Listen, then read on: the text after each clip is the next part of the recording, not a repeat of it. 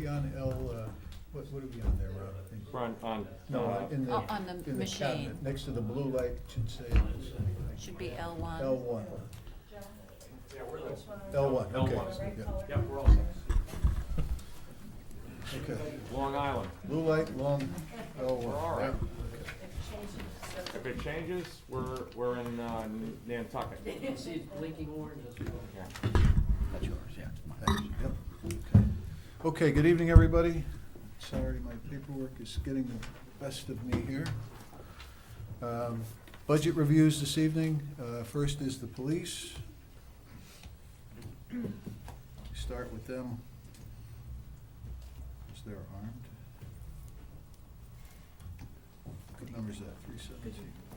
216. 216. 216. So did you have a cookie the other day? And did Jill want one too? PLC and cappuccino. You can let her have it. Good evening, Sergeant Blanchett. Good evening. I would just like to start off by thanking you for your stellar leadership of our department and for the good works that you do for all of us here in the town and the support you provide to making every officer as good as they can be. And they're all doing a great job, so thank you very much for that. Thank you very much.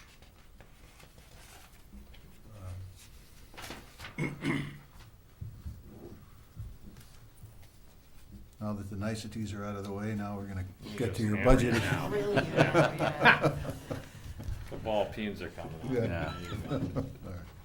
No, again, thank you very much. We know that the challenges that you've been having with this budget, specifically with personnel, have been difficult. We're down how many officers right now? Right now, 4. We just got one, or excuse me, 3. Pull that. We ju- Will it come any closer?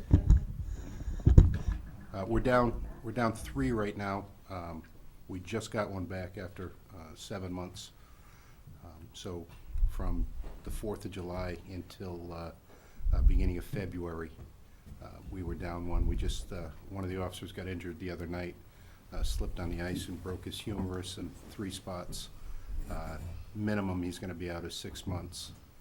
We have one that left today, his last day. He's on a month deployment for the military, probably gonna be 2 months, but minimum it's gonna be a month. And we have another officer that's out, not on a work-related injury, but on a surgery that he had, but he's gonna be out for a considerable amount of time as well. So we're struggling a little bit, but we're making do. Okay. Well, we appreciate that. You know, you've brought your budget in. I don't know if there are any things that you want to start with and kind of update us, or how? I think the easiest thing to do, or what I've been doing for the past, has been, I mean, if you guys don't have any objections, I can go line by line and tell you what I did or what I didn't do.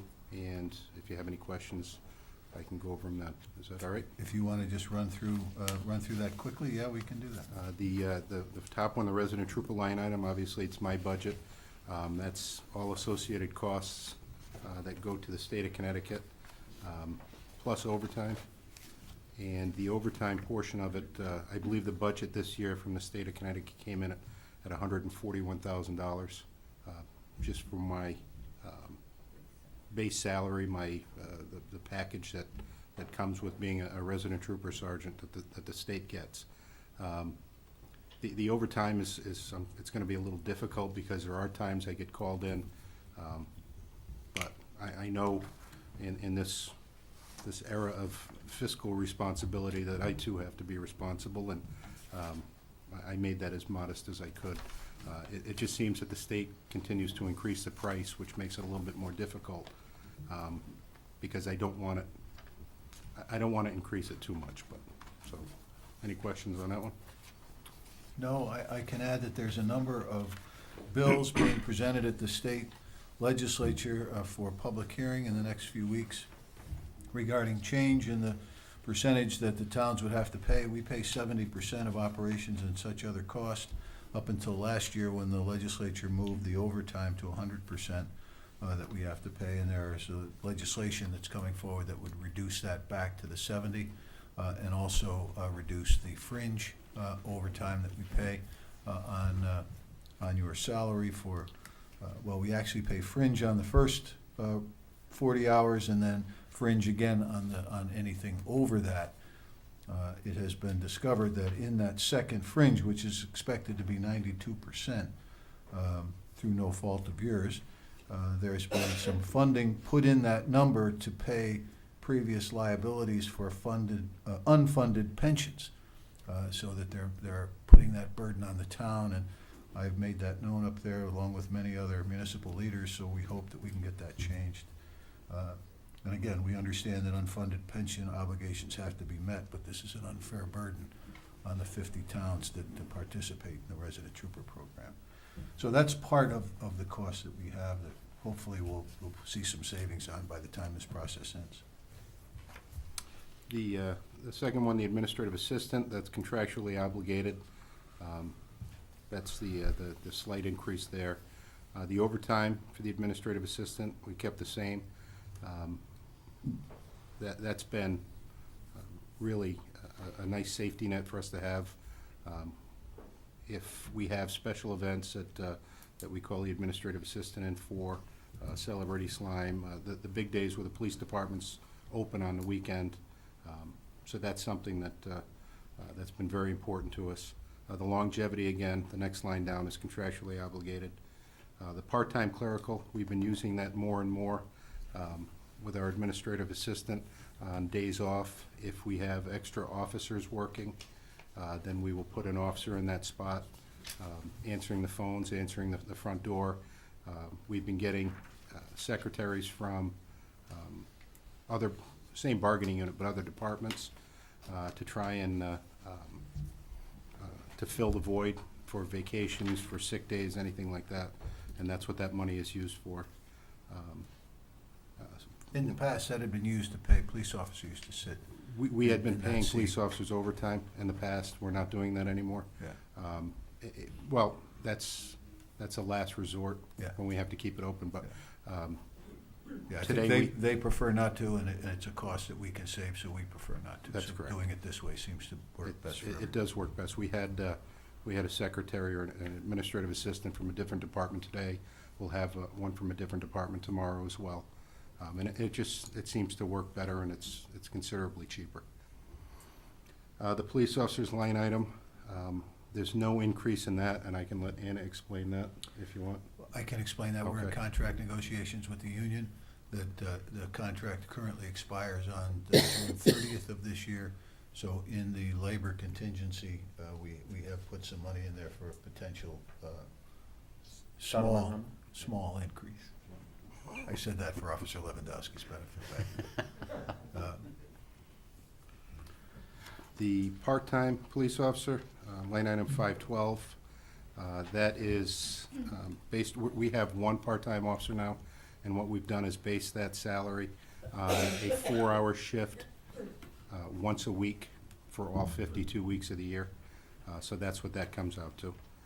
513 foot patrol parade duty, slight increase in that one due to the anticipated small increase in the salary of the police officers. That was a little bit of humor that nobody laughed at. And the fact that what we've been doing for our foot patrol is 3 nights a week, actually 4 nights a week, Thursday, Friday, Saturday, Sunday. We have somebody on foot or on bike, or not on Segway yet, but that are patrolling the beaches, walking downtown, basically the omnipresence, the boardwalk, hole-in-the-wall McCook's, and it really seems to have evolved into a nice community policing program. They're 4-hour shifts, and we've got a lot of, we've actually made quite a few, not significant, but decent quality of life arrests for narcotics, things of that nature, people doing what they're not supposed to be doing in areas that predominantly a patrol car doesn't get to. So it seems to have worked out better. We're not looking to increase that program from what we're currently doing, but we're looking to sustain it and maintain it. 514, the overtime. Again, that's, right now I'm in kind of a deficit. Again, I explained at the beginning of my presentation. I've been out several officers. I have contractual obligations that I have to keep. I have minimum staffing that's been contractually agreed upon by the town and the union. And if I fall below that, whether it's a vacation day, somebody takes a sick day, somebody gets deployed military leave, I have to fill those shifts. I was asked last year if we hired another officer, if that was gonna reduce the overtime costs, and I said 6 years ago when I started, I would have said yes. Now, having the experience that I do, you can never ever guess about the unforeseen circumstances that can happen, and I think that's it's a significant number, but I think it's a relatively modest number when it comes down to it, because at the end of the year, I'm always short in that line item. And we are very, very fiscally responsible. I will say that. Overtime, the boat duty, again, that's line item's gone down in from previous years. We have that sharing program with the town of Waterford. Instead of us having 2 East Lyme officers on a boat, we have a Waterford officer and an East Lyme officer. We switch weeks. 1 week will be the captain of the boat, and they'll supply the crew. The following week, they'll be the captain of the boat, and we supply the crew. We split fuel cost. The boat's still currently under a maintenance agreement. It's a rather large vessel, but it really does, it fills the need that we have for the amount of coastline that we have. And we're covering, 2 town areas. We're covering Waterford and East Lyme, and it seems to be working out rather well. We keep our boat ready and in the water and fueled up. It went out 5 or 6 times this year on emergency calls. And basically, Boats Incorporated has been giving us a slip down there. They're not charging us for it. We're able to keep our boat there at very, very minimal cost, except for the maintenance and the minimal fuel that we use. But it's more of a shallow draft boat. We can get in skinnier water, more shallow water in the event that we have to. That the big boat that we have, that we share with Waterford, is not as maneuverable. I don't know if that's the right word, but we still have the other boat in the water as well. Longevity shift diff, that's contractually agreed upon or negotiated. The training has gone up. I brought it up a couple thousand this year, and if you look at the training for the description, every class that we send an officer to now, where in years past it had been free, the academy would send out, these are the following courses that are going to be offered, and the officers have to do so many hours each year to maintain their certification. Now that the state charges us to send the officers to these trainings. The only thing that's not included in that is we pay our, whatever it is, to law enforcement council, which is $86.52. We pay that every year. That provides, every 3 years, the officers go to recert. It's a 40-hour recertification class. It's no charge. If we do promotions, they do the promotional tests, no charge. If we do a hiring process for initial full-time officers, they'll do the test, no charge. So that's what that money goes for the LEC. But all the other training that we go to now, the state is charging for that. If I send an officer, if we hire a new officer, I send them to the police academy. There's a cost associated with that, where before there hadn't been.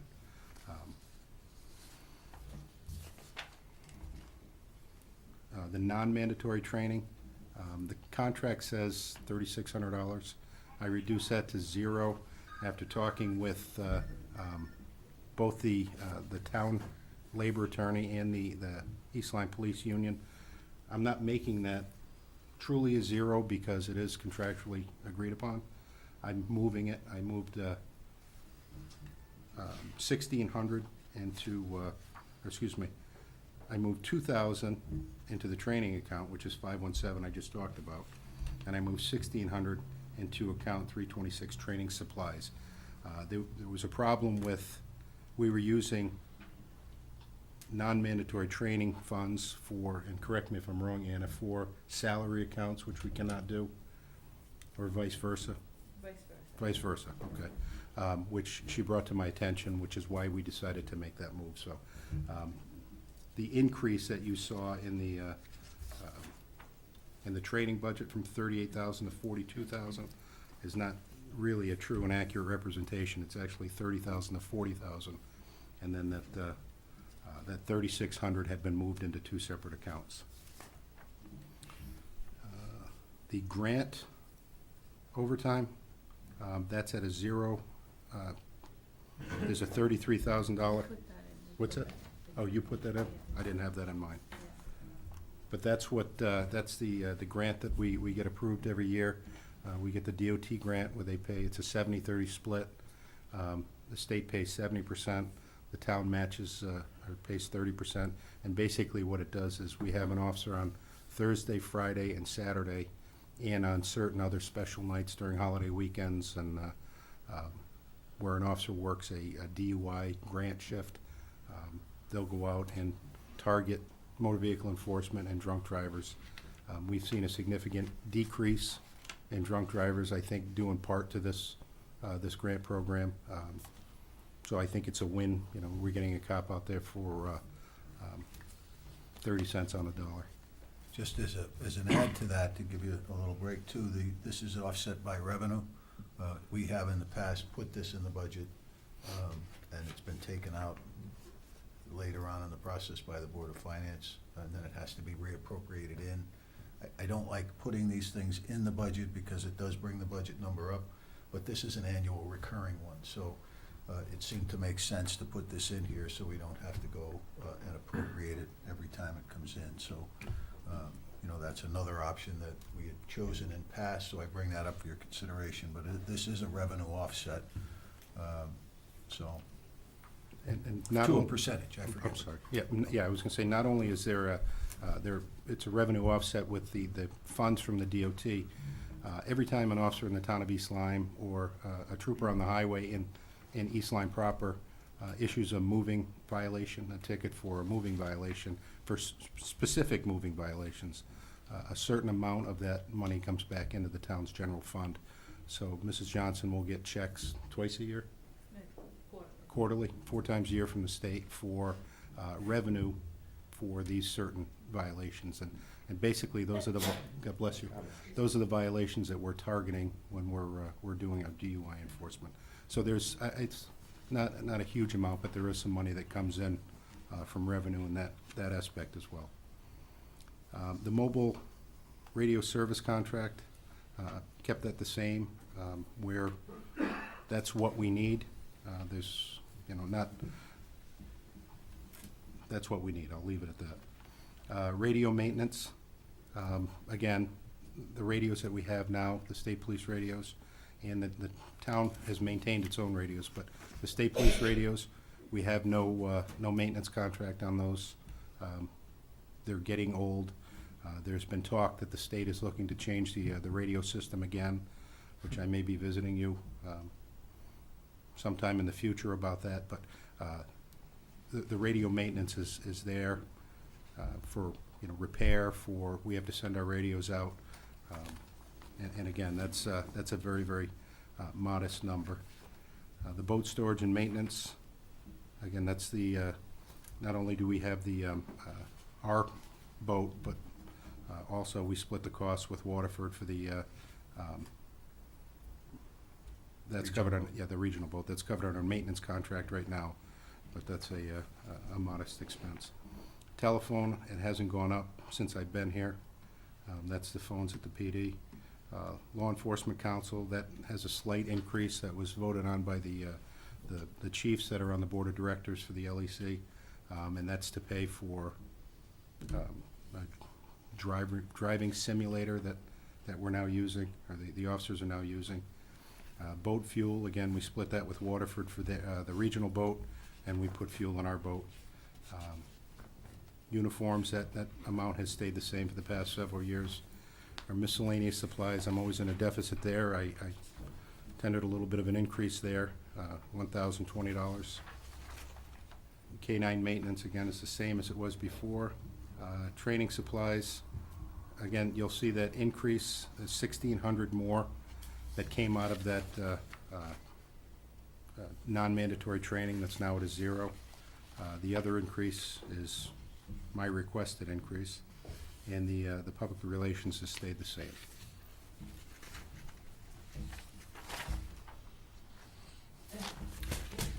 We have any, I know that ammunition has been an issue, specifically in the last year or so. Jimmy's here, he's still buying the ammunition, we're seeing a big increase in that. So that's okay, I just want, if you don't need to add anything, you don't need to add anything, okay. It has leveled off. It was, there was about a 40% increase the past couple of years. It has not dropped back down to pre-Afghanistan, pre-Iraq days. Okay. But it's maintained. It's still, higher than it, or as high as it's been. Okay. All right, there we have it. Thank you very much for a very thorough budget, and again, a wonderful job. Anybody want to start or ask any questions? Sure. I'll start. Under the, go under the overtime, Roseanne, can I- in 13 it was 273, and you sound like you have got significant issues beyond the 260, if you ask me. I know you could always come back to us, but is this something that that you think you may need to add on to make it legitimate? I mean, because we've done this drill a number of times, and I hate to just say that we're just going to underfund it, knowing full well that we're going to need more. Again, I alluded to the fact that 6 years ago I had made some statements if we had another officer or another 2 officers. It that things never would be works that better. way, though. And In all the years I've been sitting here, it's never worked. invariably, something happens where we lose 1, 2, 3 officers. And the past 2 on-duty injuries have been, the last one was 7 months. It was 7 months without an officer. This one is going to be longer. The last officer that fell, and to no fault of his own, it was Legitimate. I mean, these are the what it things that is. happen when we're doing 24/7. So I knowing that you do 273, almost 274 in fiscal 213, I don't know that 260. I mean, you're going to be coming back, but that's food for thought. I'm just pointing that out. The boat storage. We're not storing any boats anymore, right? They're all in the water. No, we store the The little one? the Grady White. You took the Grady White out, so we did. The Grady White came out in November. They shrink wrap it. Oh, so it did get shrink wrapped and Yes, all that's that correct. stuff. Okay, And it's yeah. stored down at Boats Inc. right now. Very good, thank you. Yes, sir. And thank you for clarifying the radio maintenance contract. I was thinking, man, we just got those radios not that long ago, but those are the state police radios. Yes, So that whole system, 13 years. You've had those radios for 13 years. yeah. So those are about done. So they are looking to do something different. They're, Or they're I thinking went- about it. Or I whatever. went to a meeting the other day, and I told Mr. Formica, we were told by the end of 2015, beginning of 2016, all state troopers will have new portable radios and new mobile radios in their car. And again, I'm speaking way over my head, so I apologize. Something about same channel but a different bandwidth, that the new radios use about 100th of the bandwidth of the old ones. And but basically, at 2016, if that comes to fruition when they say it is, 80% of our radios will not work. We have some newer ones that still take up a bigger bandwidth, but they can be programmed. And again, I'm way over my head with this.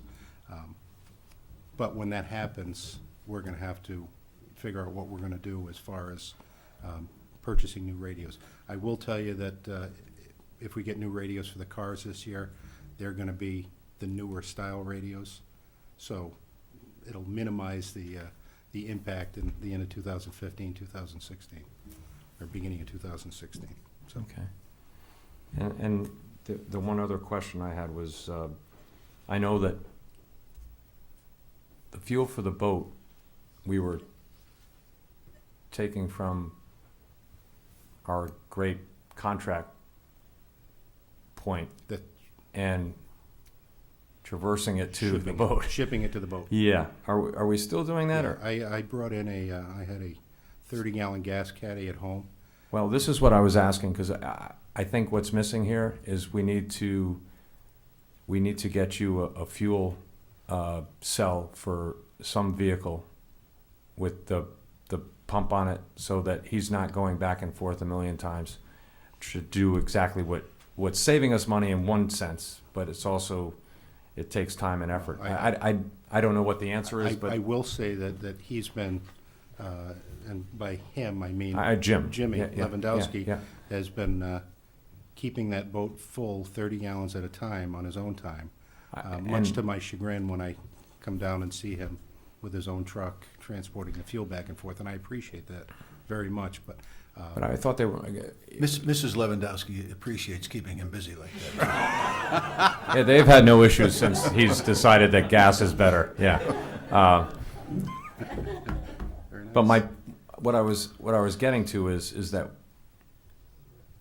we should either find a way to get one of those tanks for the back of a truck that you can fill with the 100 gallons or something like that, and take it down, and it's got the hose and it pumps it right back into it, and it's not a continuous cycle that has to happen every day of the week. Well, I would like nothing more than that, simply for the fact that this resource sharing with Waterford has worked very well with the boat in particular.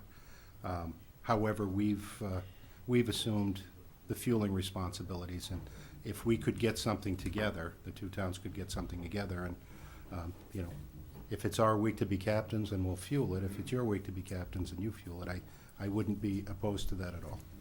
No, I think it's something we should talk about, and just to make it more of a fuel efficient way of transporting it and getting it there, and making it not as Difficult. such a tough issue to try to get done. Thank you very much. Yes, sir, thank you. Just a couple of questions. Lines 311 and 412, 314 and 412, the overtime for the administrative assistant and the part-time clerical. Yes, ma'am. I see a significant increase from the 2013 actual to 2014 and 2015.